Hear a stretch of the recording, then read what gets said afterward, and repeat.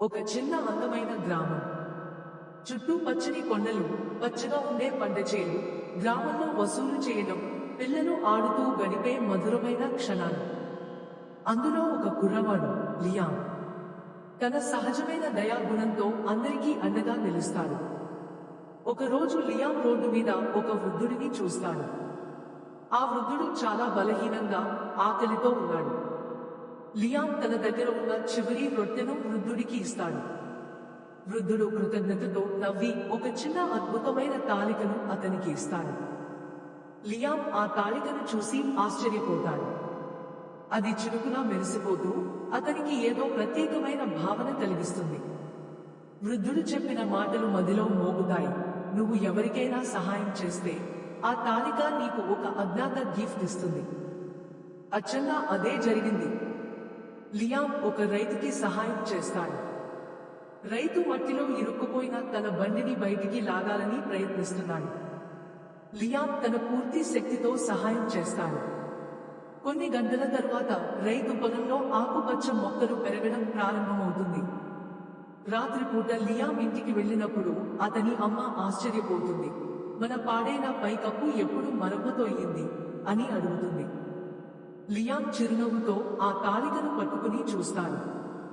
పాఠశాలలో లియామ్ తన బలహీనమైన తరగతి సహచరుడితో తన భోజనం పంచుకుంటాడు. ఆ సహచరుడు ఆశ్చర్యంతో కానీ హృదయపూర్వకంగా నవ్వుతాడు. అదే క్షణం లియామ్ జీవితంలో అనేక ఆనందమైన పరిణామాలు మొదలవుతాయి. మార్కెట్ రోడ్డులో ఒక ఆంధ్రుడిని చూస్తాడు లియామ్. అతనికి దారి చూపిస్తూ ఆంధ్రుడిని సురక్షితంగా దాటిస్తాడు.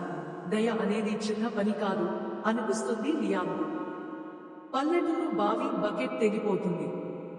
లియామ్ కొత్త తాడు కట్టి బావిని మళ్లీ వినియోగంలోకి తీసుకొస్తాడు. గ్రామస్తులందరూ కృతజ్ఞతతో లియామ్ని చూస్తూ ఆనందిస్తారు.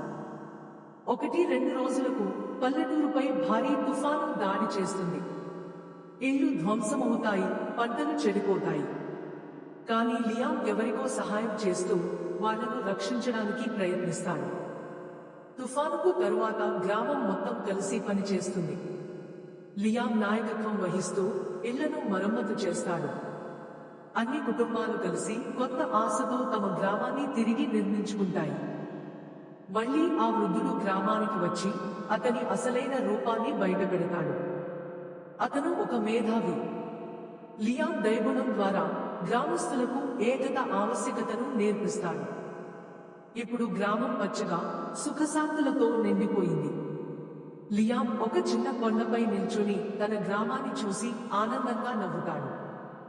మనసులో అనుకుంటాడు, నిజమైన ఆనందం ఎప్పుడూ ఇతరులకు సహాయం చేసేటప్పుడు వస్తుంది.